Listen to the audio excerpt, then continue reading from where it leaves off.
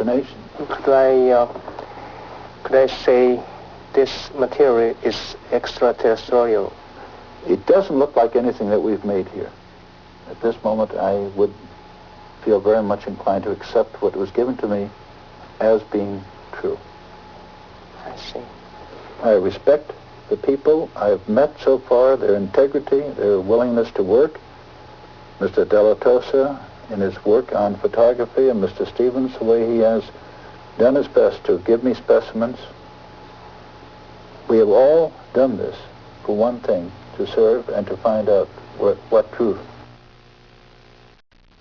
Wow. Where is that metal today?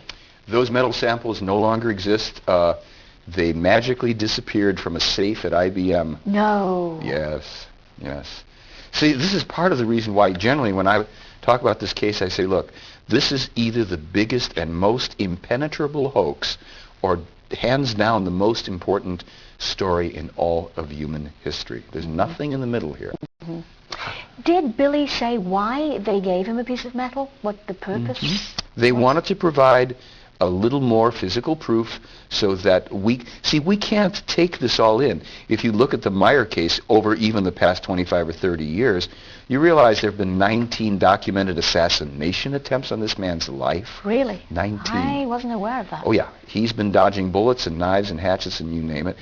Humanity as a mass consciousness really isn't ready to have thrust upon us the reality of extraterrestrial life. And they're not here to thrust themselves upon us. They wanted to build a base of credibility for other reasons. And that has to do with our future survival. So they have gone through a very painstaking and slow and laborious process that's caused them and Meier enormous difficulties as human beings. And it's all been written and transcribed, and that's a good part of it. Right.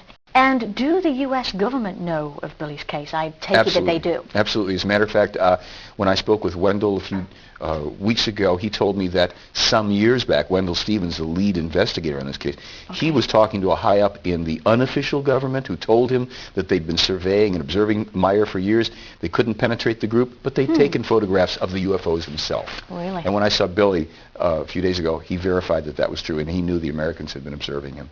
Wow.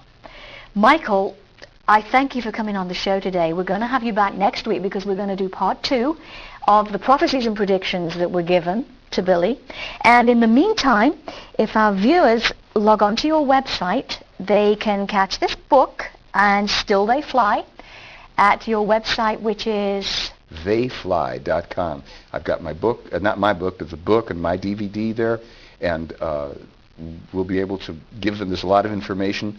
Totally free stuff, more than a dozen articles that they can research themselves and just start to find out what this means to them. Theyfly.com. Yeah, right. And check out my website too, letstalkparanormal.com. You'll find more about Michael and Billy on there. And until next week, keep your eyes to the skies. Bye-bye.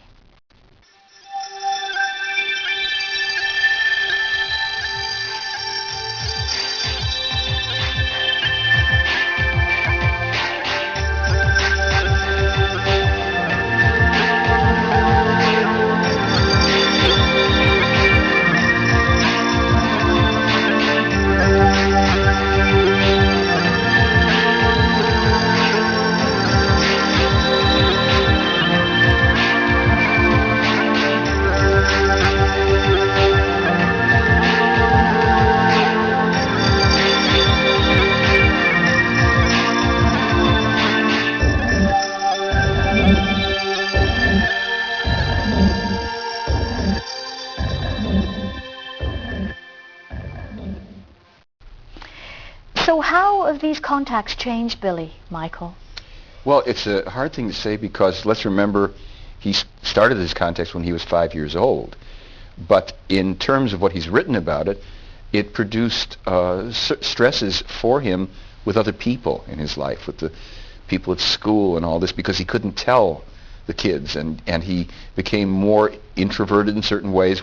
At the same time that he was having these troubles, it was because he was having these experiences with the extraterrestrials who were tutoring him.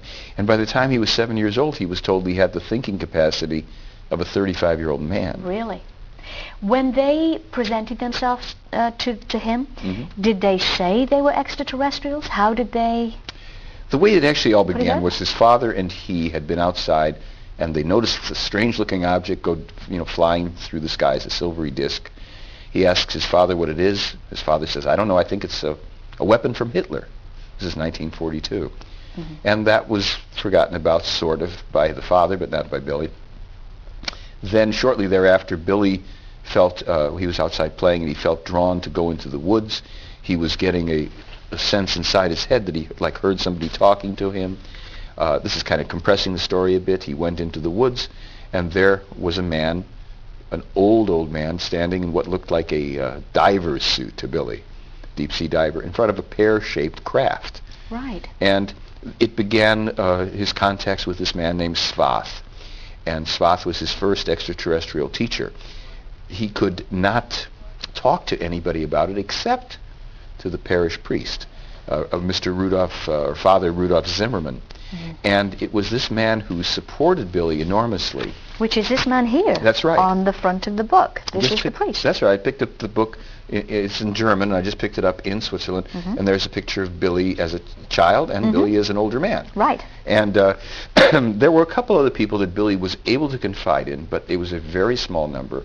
And his life became quite a split experience of having these teachings and being tutored and meeting with this man in the craft, sometimes taken up above the earth and shown things and educated. It sounds like science fiction to us. Yeah, it does. It does. It was his experience, and it lasted with this teacher telepathically and physically for a few years, and then his voice faded before he was gone totally from Billy's life. Billy was told that when he was about 16, the next teacher would appear, and that was a woman named Ascot. Right. There is also a photograph of a lady in here. What is her name again? Popal Chang. That's right. She apparently saw Billy